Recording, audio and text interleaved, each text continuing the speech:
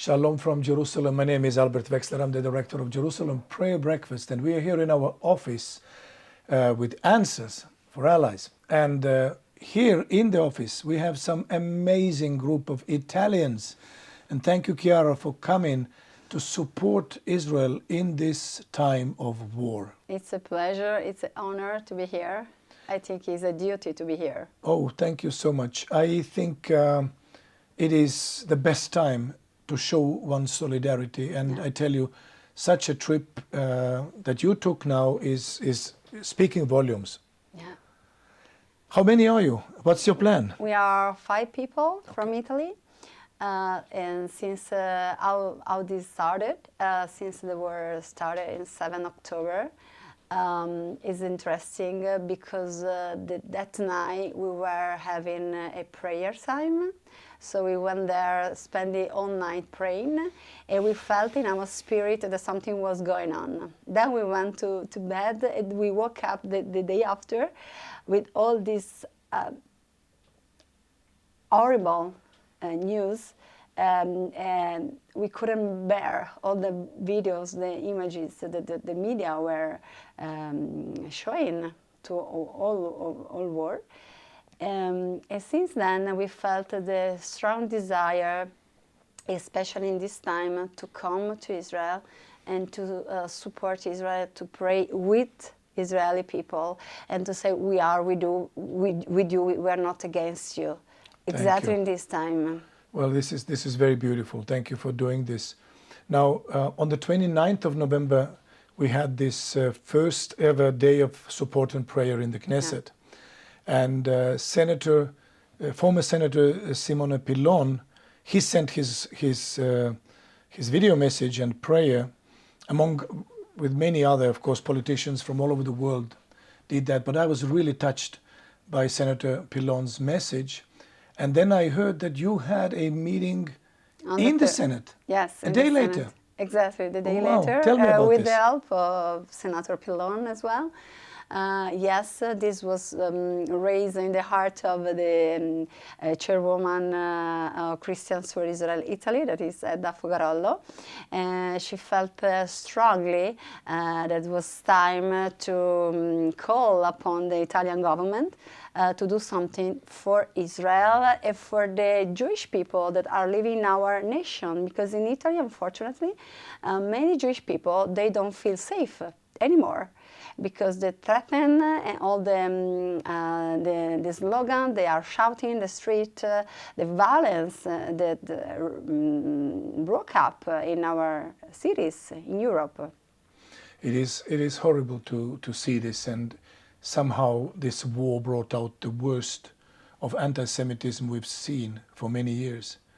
And how bad is it in Italy? I mean, I understand there's been many demonstrations against Israel. There's been also demonstrations for Israel. For Israel, yes.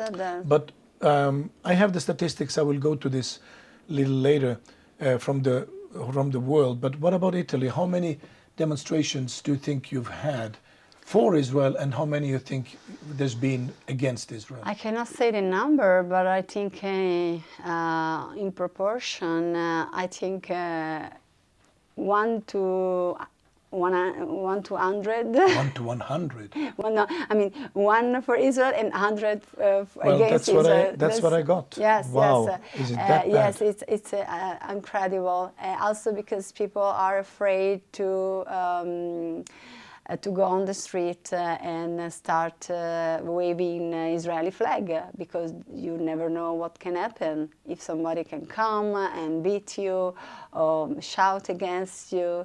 By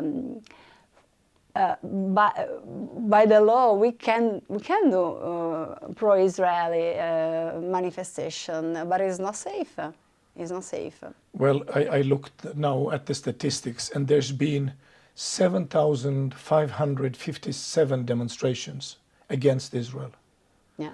And 602 for Israel globally. Yeah. Which is about the same ratio that you said. Well, no, here it will be 10 times. You said 100 times in Italy. So it's really, really bad, and I'm so sorry to hear this. I mean, of course, the Jewish community must feel very, very uncomfortable, very insecure. They are having a difficult time in Italy. Many Jewish friends of ours, they feel unsafe, they feel depressed.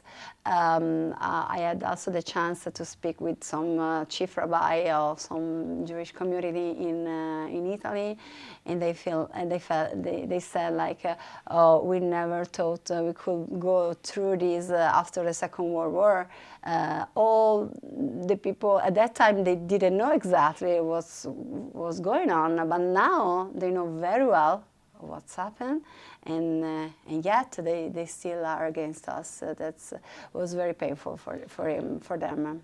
It is painful because Israel didn't provoke any of this. What happened? It was unexpected. It was well planned. Rape, murder, worst kind of atrocities. We've seen pictures we thought we will never see from the Holocaust, and yet we are facing this. You know, you hope that this would be a bad dream, but this is a bad reality that we have faced since this day. And the meeting in the Senate, so you took a step, you took a stand against anti-Semitism in Italy. What can be done? We invited a representative from the Jewish community, as well from the media world, like there were journalists, there were politicians. At the end of the meeting, we asked to sign a petition to ask the Italian government to issue a law as something that will be really pro-Israel and pro-Jewish people in Italy, because there is no way that in our Italian democracy the Israeli students are not free to go to the university because they are threatened by Arab students. Yeah, it is something we've seen with great concern all over the world, and you see, of course, you as the representative, you are one of the founders of the Christians for Israel, Italy, and I mean, so thankful for your organization, so thankful for what you're doing, for the prayers, and it is really, really unique that Italy has people that love Israel in this day and hour.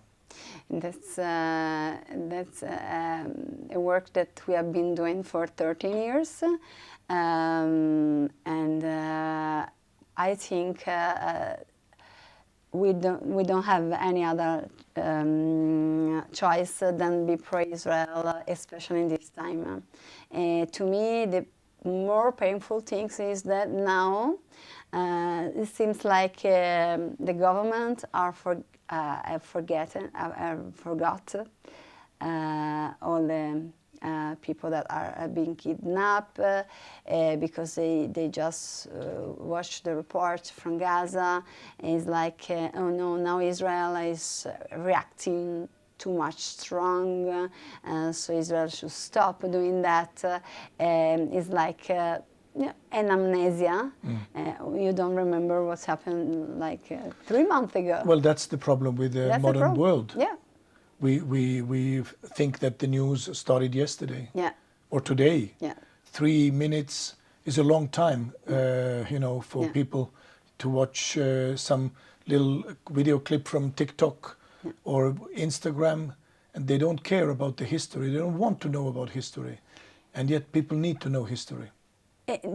People, they need to know history, and also they need to know exactly who Israel is fighting against, because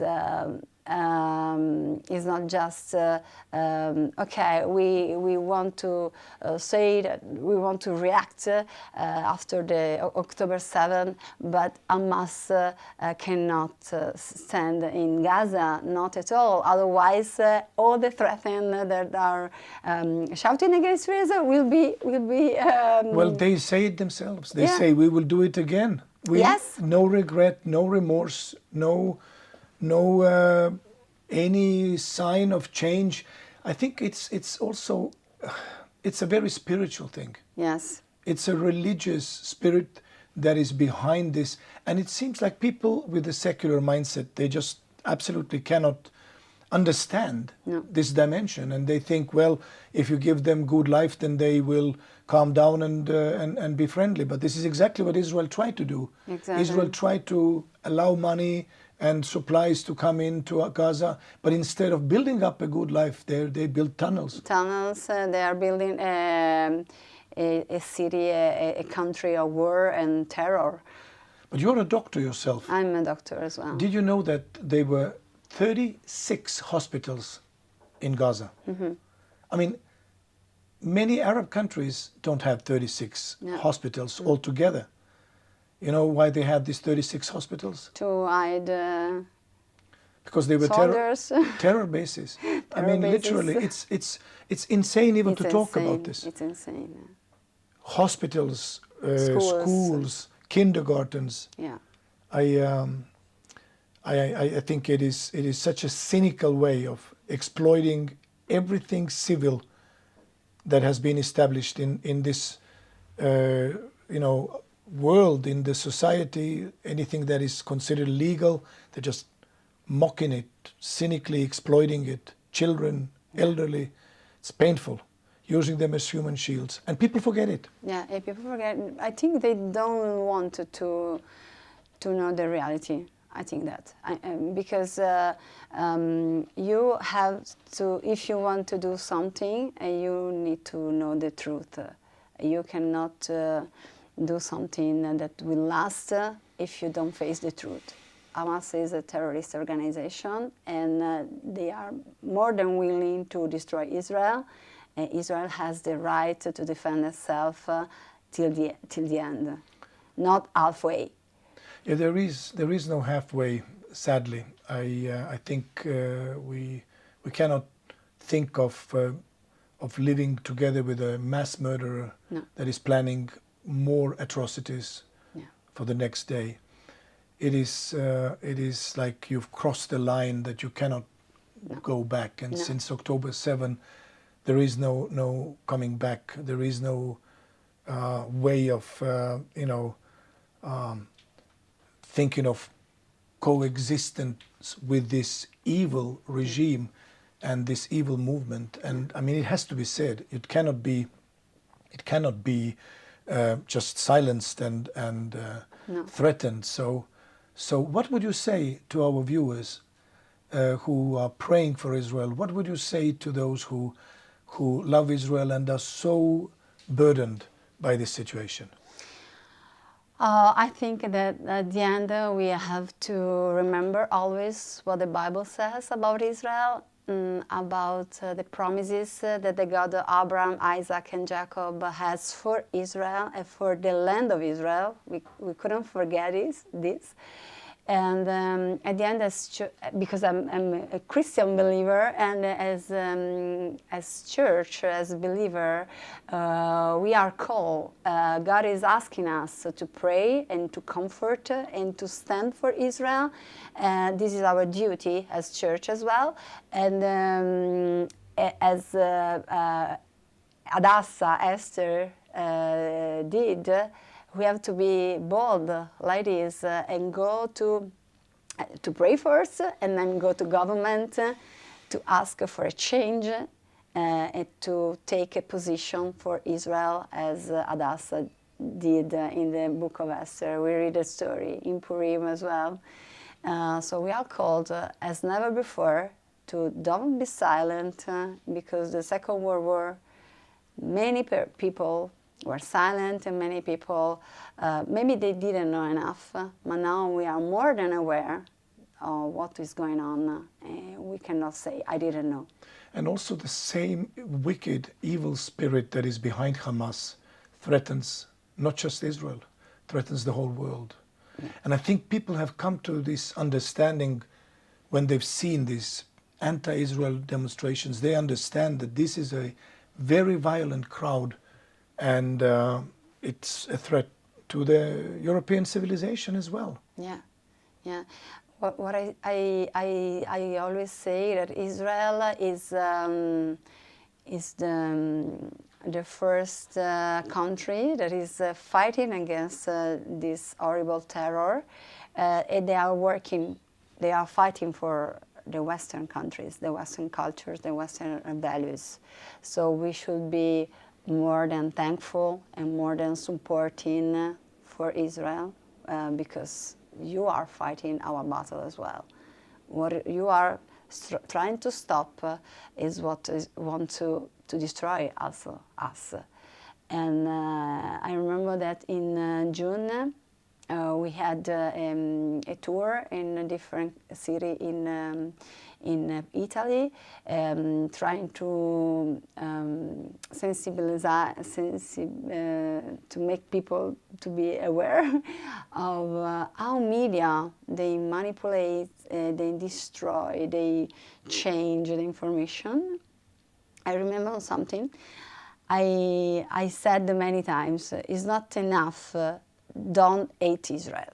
It's not enough, don't do bad things against Israel. Now we are called to be active. There is not a time anymore to be passive or to say, I'm not against. No, we are not to be not against. We are not called to be not against. We are called to be pro-Israel, pro-Jewish people, and also to act. Thank you so much, Chiara, for coming. Thank you for your prayers. And we so appreciate you tuning in today and watching this interview. I think these words that Chiara said about rising up Esthers of this world, who are bold to pray, to fast, but also to stand up before the King and stand and bring a solution, bring a change at this very, very critical, very difficult time. And so remember, pray for the peace of Jerusalem. May they prosper, the Bible says, who love Jerusalem. May God bless you, and we are so thankful that you joined us today, and see you soon again.